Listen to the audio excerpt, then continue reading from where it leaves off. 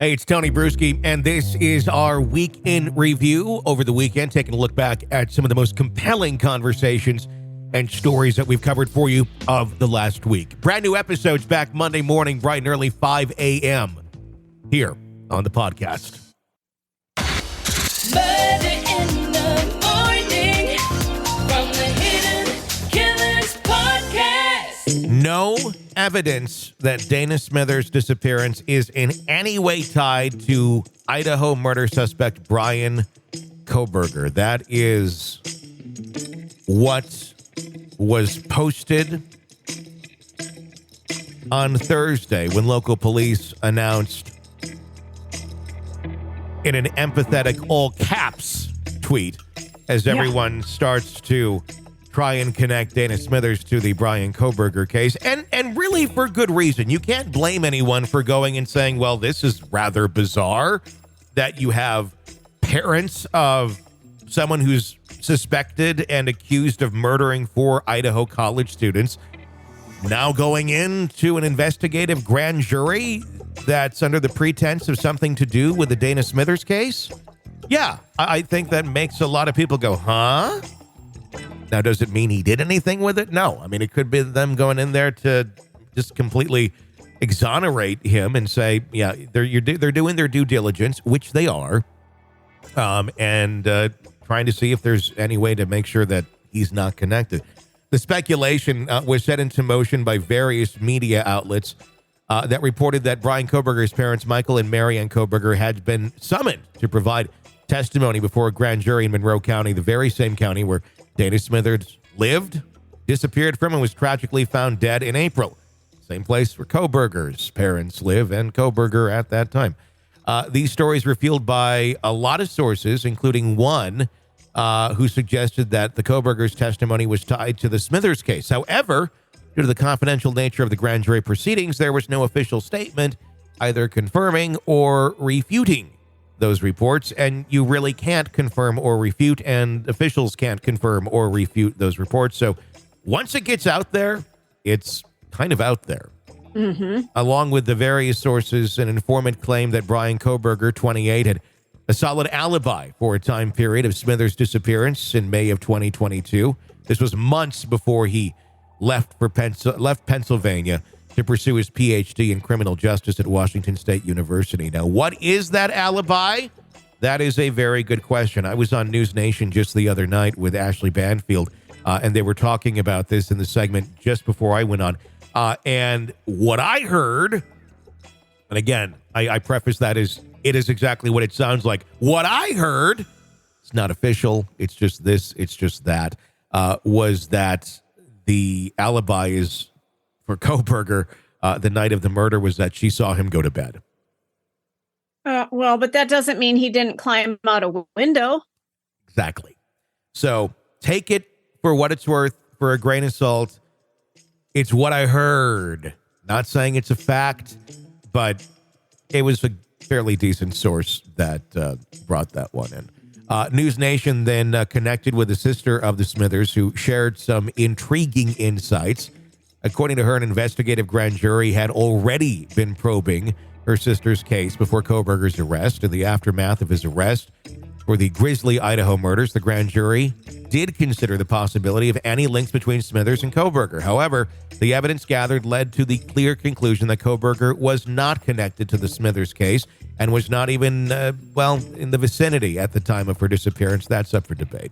The Stroud Regional Police Department had a flurry of news articles drawing the connection to the Smithers case, and they've been using Facebook to issue not one, but now, as of our recording, 2 denials.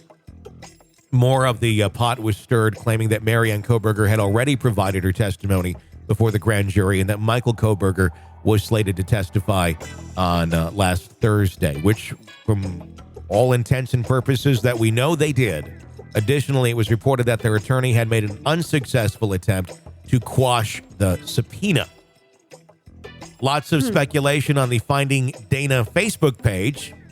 You know, if anything, this is going to put more attention back on the Dana case and maybe some more pressure to search harder and longer and find more possible connections to her murder if, in fact, it's not Kohberger.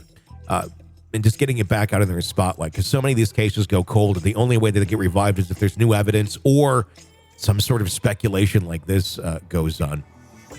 And I love how the public can get some of these investigations going. I mean, you take a look at the Menendez situation.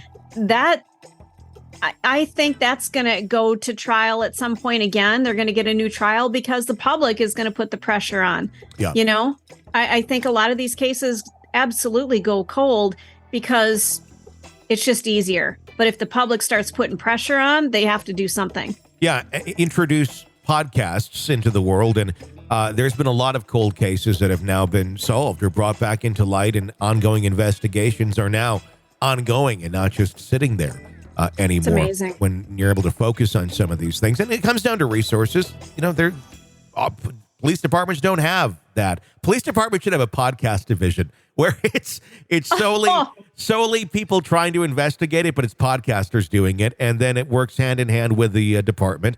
And then there's a little more resources there available for investigation. I don't know. I have no idea who could do such a thing. It's a little idea. I don't want to work in public service in any way, shape, or form. But it would be an interesting thing to do. So that's that as of right now. The question is, why were they being subpoenaed? Is it, or not subpoenaed, but why were they being questioned by the grand jury? Does it have anything to do with the case? Maybe. But it may be to exonerate. I don't know. More than likely, however, here's what I think it may be. Grand juries can ask a lot of questions. A crime has to have been committed in the jurisdiction of the county there for a grand jury to be able to have witnesses come in to testify and to be questioned. And it's an investigative grand jury as well. I should say that. This is not an indicting grand jury. They can't indict anybody, but they can ask questions. So the pretext or pretense to get the parents in there may be, let's clear him of this other case so we don't waste our time on this, while at the same time being able to question the parents about, okay, he's not on this one, but what happened when he got home for the holidays? What did you notice? What was he doing? What about the gloves? What about cleaning the car? What about this? What about that? And getting testimony then from the parents on what they witnessed his actions being at home. And then that can be shared with the prosecutors in Idaho.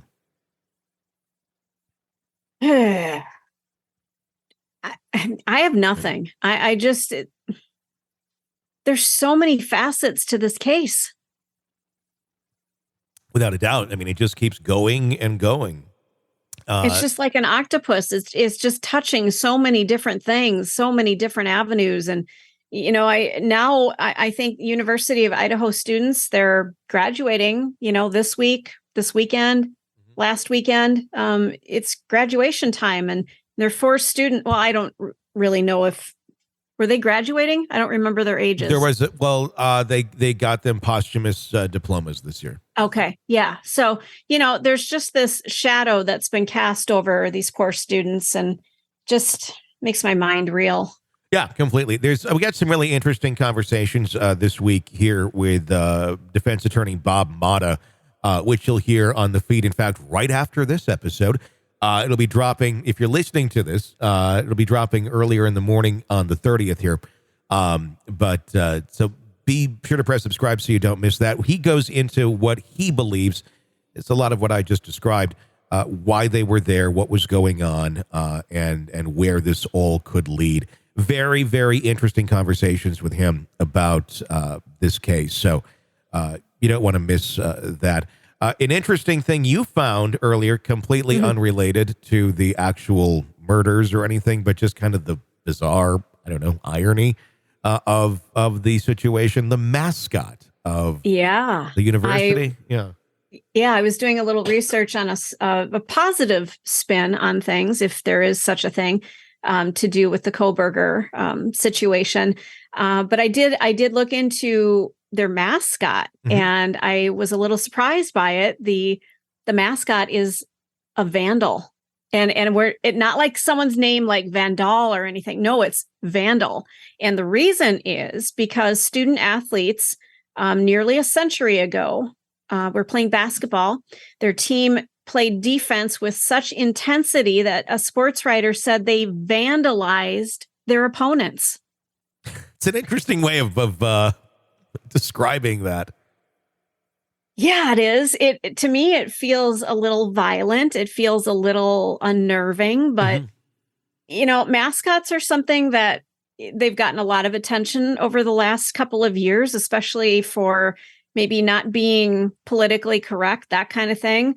A vandal, if somebody vandalizes something, to me, that's trespassing, that's defacing, demoralizing.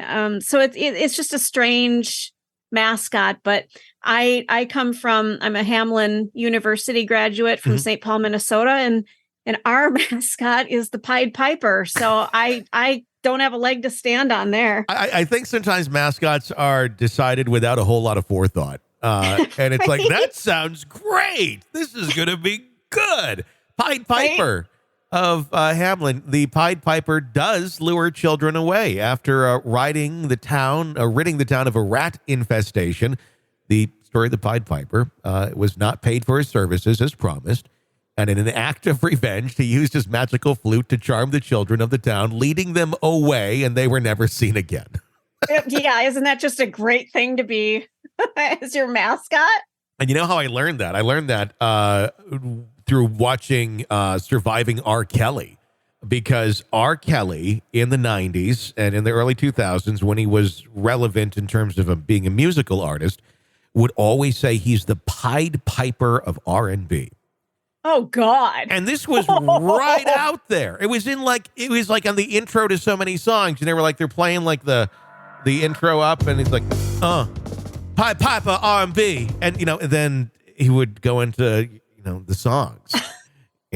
Like, my mind's telling me no, but my body's telling me yeah. I'm the Pied Piper of R&B, bitch. Yeah.